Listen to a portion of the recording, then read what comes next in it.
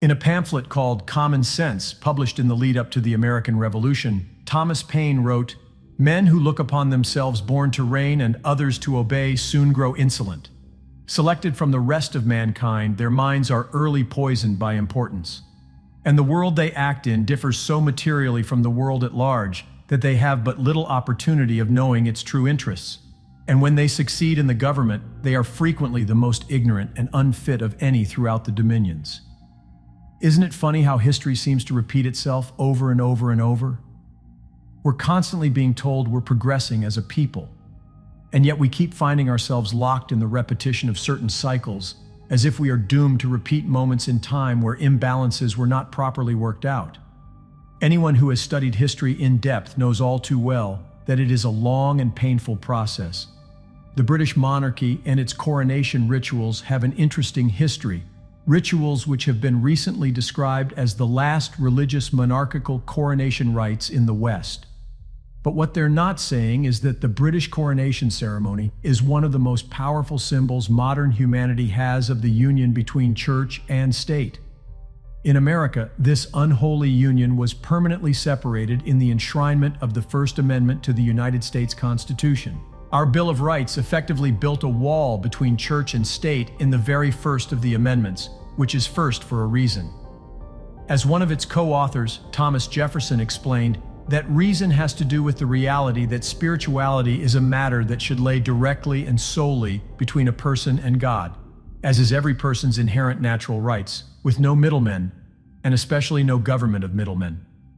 We were talking about a time where, in the not-too-distant past, ecclesiastical judges were determining what heresy is and then burning people at the stake for it. And today, if we had no First Amendment, I'm sure most of you can only imagine what beliefs would be required in order to not be burned at the stake. Everything in this place we all share seeks equilibrium. This pull to balance energetic imbalances is inherent to the reality within which we exist and can be seen as a repeating pattern everywhere. As inequality grows all around the world, by the day, by the very second, deep contemplation of those ancient rites and symbols which seek to legitimize and formally enshrine inequality becomes crucial, perhaps now more than ever in modern human history. The coronation is taken extremely seriously and has quantum layers of symbolic meaning built throughout the entire set of rituals.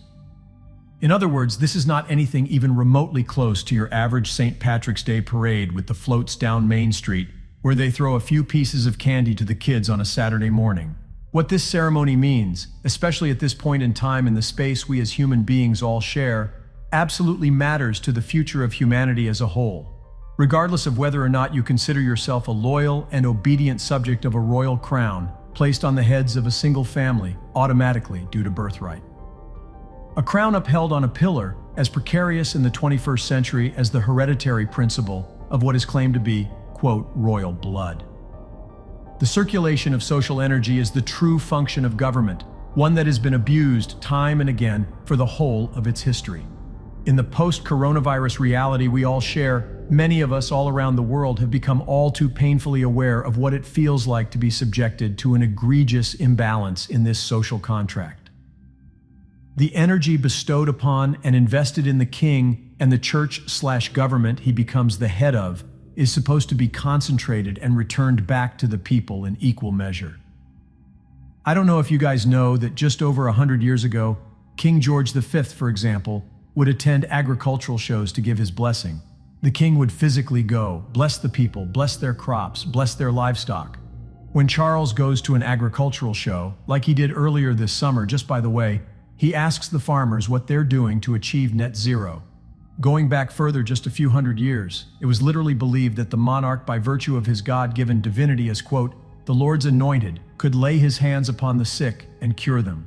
It was called touching for the king's evil, and records of it date back to King Edward the Confessor, whose reign began in 1042, and the practice of it actually continued up until the 18th century. 3 centuries on, and now according to British Heritage, accounts for the sovereign grant, which funds the monarchical household's official expenses, stated that subjects of the British Crown paid a whopping $102.4 million from 2021 to 2022 in order to fund the royals.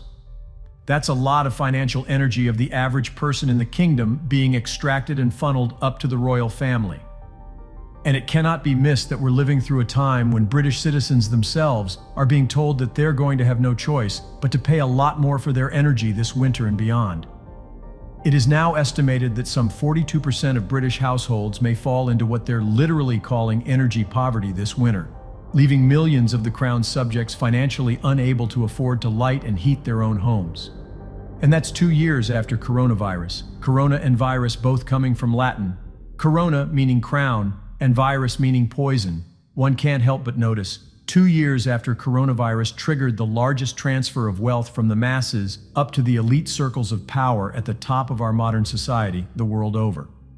British Prime Minister Liz Truss recently declared the beginning of the new Carolian Age, something Britain hasn't seen since Charles II ruled back in the 17th century. And the new king didn't have to be called Charles III, just by the way. He actually has 4 names. According to custom, he could have chosen any single one of those for his regnal name. But he chose Charles. Charles's deep symbolic ties to his 2 preceding royal namesakes go well beyond a shared name. His first wife, Princess Diana, was descended from not 1 but 2 of Charles II's illegitimate heirs.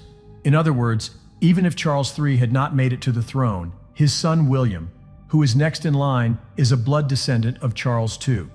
So in any case, this post-Elizabethan time period was inevitably going to be a Carolian age, regardless of whether Charles himself took the throne or not. And this isn't like when prospective parents flip through a baby name book and see what they like. These names are of extreme symbolic significance in their ties to the line and power of the monarchy, powerfully linking that country's past to its present. And it's interesting when you consider that his name will be said countless millions of times on a daily basis in the media and households everywhere.